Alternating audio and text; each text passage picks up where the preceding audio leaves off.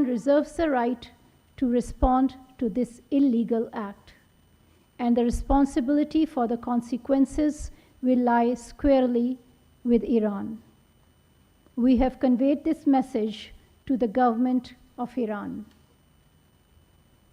We have also informed them that Pakistan has decided to recall its ambassador from Iran, and that the Iranian ambassador to Pakistan, who is currently visiting Iran, may not return for the time being. We have also decided to suspend all high-level visits which were ongoing or were planned between Pakistan and Iran in the coming days. अस्सलाम वालेकुम. अभी आपने जो pressure देखा था ये पाकिस्तान के foreign office का प्रेसर था, जिसमें वो पाकिस्तान के फ़ॉरेन ऑफिस ने क्लेम किया कि पाकिस्तान की मिलिट्री ने ईरान के अंदर स्ट्राइक्स की हैं, जिसमें BLA और जो बलोच बेसिकली सेपरेटिस्ट हैं उनके हाइड आउट्स को टारगेट किया और उसमें उनके एक अच्छे खासे नंबर को हंट डाउन किया.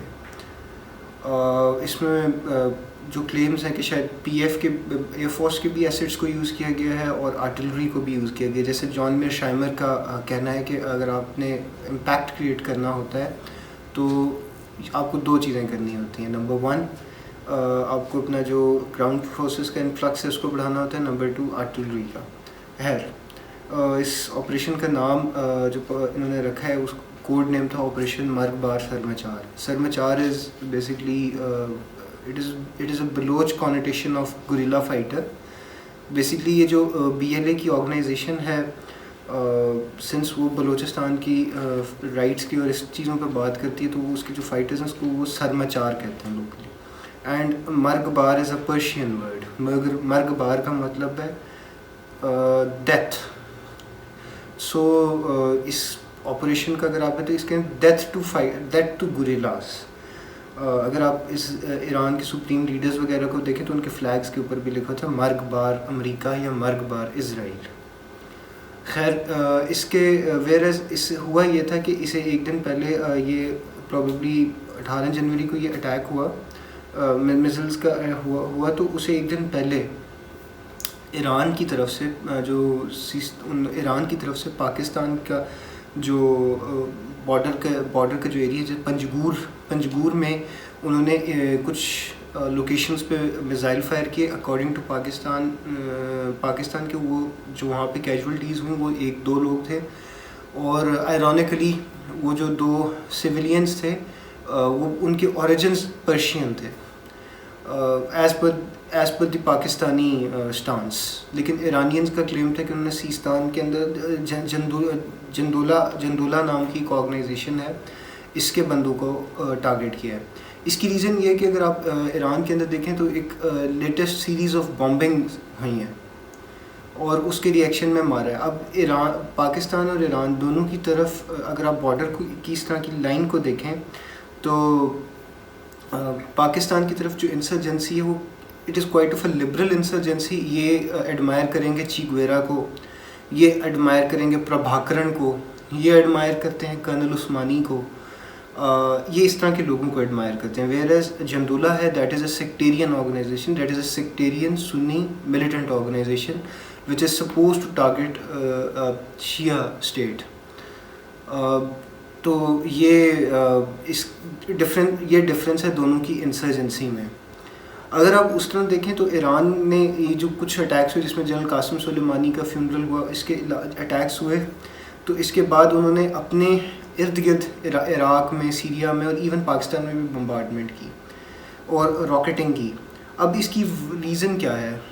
ईरान की जो डॉक्ट्रिन है बेसिकली मिडल ईस्ट में देखा जाए तो वो बिल्कुल जो लेट 19th सेंचुरी और अर्लियर 20th सेंचुरी में जो अमेरिका की मॉनरो डॉक्ट्रिन थी उससे मिलती जुलती है. मॉनरो डॉक्ट्रिन बेसिकली जो अमेरिकन 5th प्रेसिडेंट थे जॉन मॉनरो, उनके नाम जेम्स मॉनरो उनके नाम पे थी. एंड उनका मानना ये था कि जो वेस्टर्न हेमिस्फीयर है ये अमेरिकन इन्फ्लुएंस का एरिया है और अमेरिकन इंटरेस्ट में है कि इसको यूरोपियन कॉलोनाइजेशन से दूर रखा जाए. सिमिलरली मिडल ईस्ट के अंदर ईरान परसीव करता है कि ईरान की नेशनल सिक्योरिटी और स्ट्रेटिजिक इंटरेस्ट्स हैं और इसको सऊदी इन्फ्लुएंस से दूर रखा जाए. دو کہ اب تھوڑا بہت چائنیز انٹرونشن کے بعد چیزیں تھوڑی سعودی اور ایران کے درمیان نارملائز ہو رہی ہیں, but still there are some bone of contentions. اور اس کے علاوہ کچھ فلیش پوائنٹس ہیں, یمن جیسا, اسٹیٹ آف باب المندیب اور اسٹیٹ آف ہارموز, اس طرح کے کچھ فلیش پوائنٹس دونوں ملکوں کے درمیان ایگزسٹ کرتے ہیں. اب ایران چونکہ ایران کی جو پالیٹکس ہے وہ چیسٹ ہمپنگ پہ بیس کرتی ہے. وہ جو ہے کلیم کرتا ہے کہ وہ اسرائیل کو تباہ کرے گا, امریکہ کو مڈل ایسٹ سے اور مسلمان ملکوں سے دور رکھے گا, جو کہ پریکٹیکلی تو وہ کر نہیں سکتا. تو اسی سلسلے میں وہ اسرائیلی جو ڈاکٹرن ہے پریمپٹیو اسٹرائکس کی یا اس طرح کی جو کہ کراس بارڈر آپریشن کی, جیسے بیجن ڈاکٹرن اسرائیل کی ہے, جس طرح اسرائیل نے 1981 میں آپریشن اوپرا لانچ کر کے عراقی نیوکلیئر فیسلٹی کو تباہ کیا تھا. تو ایران اپنے آپ کو شو کرتا ہے کہ ہم اسرائیل کے ساتھ, اسرائیل کی طرح ہم بھی ریجن میں یہ کر سکتے ہیں. وہ جیسے سن تزو کی کوٹ تھی کہ when you are weak then show yourself strong, and when you are strong then show yourself weak. Now Iran کی اگر آپ ملٹری کو دیکھیں تو آؤٹ ڈیٹڈ ہے. پرانے میگ سیریز کے کچھ جہاز ہیں, ان کے ٹینکس میں دیکھیں تو T-72 ٹینکس, ہاں کچھ ان کی ایئر ڈیفینس میں سوویت اوریجن کے سرفیس ٹو ایئر میزائل ہیں, but generally it is an out dated version of Russian military hard where. تو اس وجہ سے ایران اپنے ملٹری مسلز دکھاتا ہے, تو اس چیسٹ ہمپنگ کے چکر میں اس نے اپنے آپ کو مارا. لیکن پاکستان کے اندر اب ایران کو یہ ہیوملیشن جو برداشت کرنی پڑی ہے پاکستان کی ریئیکشن سے, یہ اس کے لیے شاید پولیٹیکلی تو قابل برداشت نہ ہو, but I think so there has been a damage control. But Iran نے یہاں پہ غلطی کہاں کی؟ جب آپ کسی کو, اگر آپ کسی بھی ملٹری اسٹریٹجسٹ کو دیکھیں, ویسٹرن ہو یا ایسٹرن ہو یا کسی بھی اوریجن کا ہو, تو وہ کہتے ہیں you should know yourself and then you should know your enemy. ٹھیک ہے نا, اس میں بڑی امپورٹنٹ ہوتی ہے identification of foe, that is very important. تو اس میں فو ناٹ اٹ ڈزنٹ مین کہ ایگزیکٹلی وہ دشمن ہے, لیکن جب آپ کسی کو ملیٹریلی پرسو کر رہے ہو تو اپنی یہ پالیٹکس کے چکر میں آپ اس کی ہسٹری کو دیکھو. جیسے اگر پاکستان کو دیکھیں تو سیریا کا اور عراق کے ڈائنامکس الگ ہے, ویئرز پاکستان کے پاس ظاہر بات ایک اسٹینڈنگ فوج موجود ہے جو تقریباً 200 سال پرانی فوج ہے, جو کہ پہلے برٹش انڈین آرمی تھی, پھر جو کہ ایک بیٹل ہارڈنڈ فوج ہے. اس کے علاوہ nuclear weapons and Pakistan military is far more modern in terms of equipment, training and experience than the Iranian revolutionary guards اور IRGC. تو اس کو انہوں نے کیا. پھر ہسٹری کو اگر آپ دیکھیں, کیونکہ وہ جیسے ابن خلدون کی کوٹ ہے کہ history is like water, so it remains the same. جیسے واٹر H2O ہے تو وہ H2O ہی رہے گا. ہسٹری میں دیکھیں تو پاکستان کا اگر آپ انڈیا سے دیکھیں, اس کی وارز کو صرف اگر موٹی وارز کو اگنور کر دیں تو چھوٹی اسکرمشز کے اوپر پاکستان کا بہت سخت ریئیکشن رہا ہے.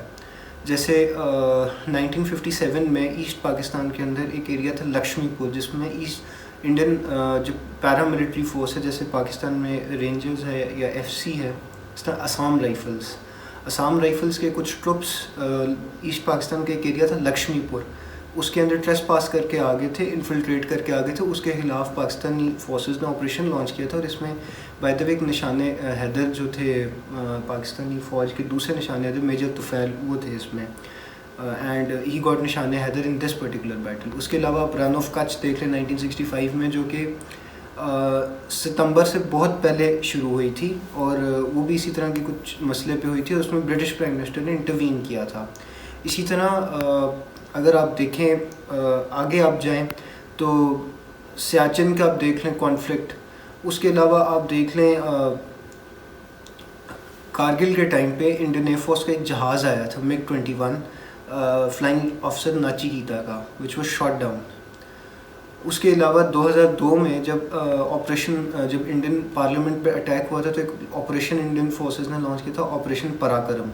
تو آپریشن پراکرم کے وقت پہ لاہور کے پاس ان کا ایک جو ہوتا ہے اسپائی کرافٹ آیا تھا, جس کو PF نے شاٹ ڈاؤن کیا تھا. یہ 7 جون 2002 کو ہوا تھا, یا اس کے بعد 2019 میں آپریشن سوئفٹ ریٹارڈ جو بالا کوٹ اسٹرائکس کے بعد پاکستان نے لانچ کیا تھا ان براڈ ڈے لائٹ، جس میں انڈین مائٹ کو چیلنج کیا تھا. سملرلی افغانستان کے ساتھ بھی اگر پاکستان کا دیکھیں تو 1950 میں پاکستان کی تھوڑی بیٹل اسکرمشز ہوئیں، کچھ ٹرائبس مین پاکستان کے علاقے میں آ کے ان کو مار کے بھگایا. اسی طرح 1961 میں جو اس وقت افغان امیر تھے انہوں نے رائل افغان آرمی کے ساتھ کمپین آف باجوڑ کی تھی، باقاعدہ افغانیوں نے باجوڑ کو انویڈ کیا تھا. تو پاکستان نے ناٹ اونلی دیٹ اپنا پورا ایک بریگیڈ لاہور سے موبلائز کر کے اس کو وہاں پہ لے کے گئے.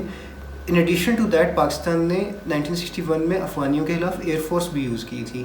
جو F-86 سیبر ایئر کرافٹس تھے جو کہ امریکہ سے ایکوائر کیے تھے، وہ پاکستان نے یوز کیے تھے اور ان کو مار کے واپس بھگایا تھا. سملرلی اگر آپ دیکھیں 2016 کے اندر جب اس سے پہلے 2011 میں جب سلالہ کی بارڈر آؤٹ پوسٹ پہ امریکنز نے اٹیک کیا تھا تو پاکستان نے اپنی نیٹو سپلائی روک دی تھی. دو کہ امریکنز تھے، ظاہری بات ان کے علاوہ ملٹری مسلز تو پش نہیں کر سکتے تھے، لیکن ایک اسٹرانگ ریئیکشن دیا.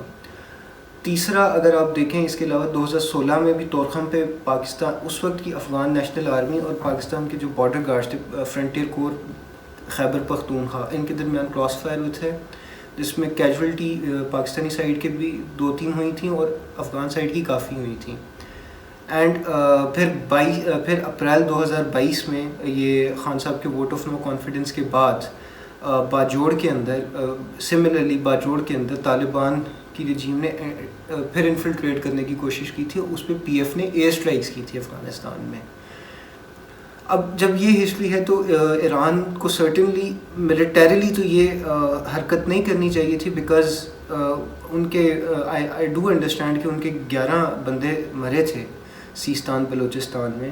لیکن جب آپ کی پالیٹکس ایسی ہے تو پھر سرٹنلی آپ کو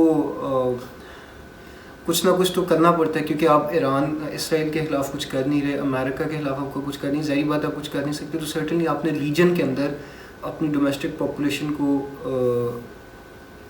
ایکسائٹ کرنے کے لیے، اس کو اپیز کرنے کے لیے کچھ کرنا. وہ جسے کلازوٹس کی کوٹ ہے کہ war is nothing but a continuation of politics with admixture of other things. تو اس آئی تھنک سو کلازوٹس کو پوری طرح سے مان کے دو کہ وہ بھی ایک الگ بات ہے کہ کلازوٹس کے بھی یورپین اوریجنز ہیں. تو ایرانینز نے اپنے نیبرز میں اسٹرائک کیا، پاکستان میں بھی اسٹرائک کیا، اور اس کا رزلٹ آپ کے سامنے ہے. اب اس ساری سچویشن سے نکلے گا کیا؟ آپ یہ بھی کر سکتے ہیں، اس میں کر سکتے ہیں کہ کانفلکٹ زیادہ ایسکلیٹ کرے گا، جس کے چانسز بہت کم ہیں. ایسکلیشن کے چانسز اس وجہ سے کم ہے کیونکہ ایران اٹ سیلف سینکشنز میں ہے، Pakistani economy is in doldrums. Secondly Pakistani there is a polarization in Pakistani society due to politics. And third, Pakistan cannot afford to open third front for its forces because it cannot overstretch its military mechanism. So اب اس میں by the وے کچھ لوگ اس میں conspiracy theories بھی coin کر رہے ہیں کہ یہ جی چونکہ ڈاکٹر جے شنکر جو Indian prime minister foreign minister تھے وہ وہاں پہ تھے تو کچھ انڈیا کی انوالومنٹ ہوگی، لیکن ایسا جنرلی مطلب ایسا لگتا نہیں، بیکاز یہ جو ایکشن ایران نے کیا that was independent, that was voluntary and that was sufficient to cause harm. So اس کی سول رسپانسبلٹی ایران کی ہی ہے. اب ایز کہتے ہیں نا کہ even there is an opportunity in conflict, یہ بھی سن تزو کی کوٹ ہے. So every conflict has an opportunity. تو اس میں اپرچونٹی یہ ہے کہ دونوں سائڈز اپنے بارڈر میکینزمس کو بہتر بنائیں. جس طرح 67 میں جو بارڈر کلیش ہوا تھا سائنو میک موہن لائن پہ ناتھولا کے اندر، تو چائنا نے اور انڈیا نے اپنے بارڈر میکینزمس بہتر بنائے، اور 1962 کے بعد صرف 67 میں ان کی آرمز اسکرمش ہوئی تھی ناتھولا میں. اس کے بعد آج تک آپ دیکھیں ان کی آرمز اسکرمشز نہیں ہوئی. گلوان میں بھی ان کی ہینڈ ٹو ہینڈ کامبیٹ ہوئی ہے. اور بھی بہت ساری اگزامپلز ہیں. تو اس طرح کی کوئی جوائنٹ میکینزم بنایا جا سکتا ہے کاؤنٹر ٹیررزم کا. اور اس میں ایک اور چیز ہمارے لیے پاکستان کے لیے بھی بہت امپورٹنٹ ہے کہ جو ورلڈ آرڈر ہے وہ انٹرسٹ پہ چلتا ہے, وہ ریلیجن یا اس طرح کی چیزوں پہ نہیں چلتا. سو جیسے ہمارے اس وقت 4 نیبرز ہیں پاکستان کے, تو پاکستان کا جو نان ہاسٹائل بارڈر ہے وہ چائنا کے ساتھ ہے, and by the way Chinese have list Muslim population. اور جو سب سے خراب جو بارڈرز ہیں وہ ان ملکوں کے ساتھ ہیں, یا تو جن میں پوری مسلمان آبادی ہے, یا جن میں مسلمانوں کی آبادی ہماری آبادی سے بھی زیادہ ہے. سو اس چیز کو تھوڑا سا ایک انٹرنیشنل ریلیشنز کے ایک ایکڈیمک پرسپیکٹو سے اور ریئلزم کے پرسپیکٹو سے ری وزٹ کرنے کی ضرورت ہے. Third, I would like to say that this operation, we must not celebrate this operation because اس پہ ساحر لدھیانوی کا ایک شعر بھی ہے کہ تھوڑی سی تشریح مجھ سے میں بتا سکتا ہوں آپ کو کہ جنگ کسی مسئلے کا ایکچولی حل ہوتی نہیں, جنگ تو خود ایک مسئلہ ہے. So let's hope for the peace and I hope there will be peace, اور چانسز بھی یہیں کہ یہ چیز یہاں پہ ختم ہو جائے گی اور اس کا کوئی الیکشنز اور اس طرح کی چیزوں پہ امپیکٹ نہیں ہوگا. Thank you.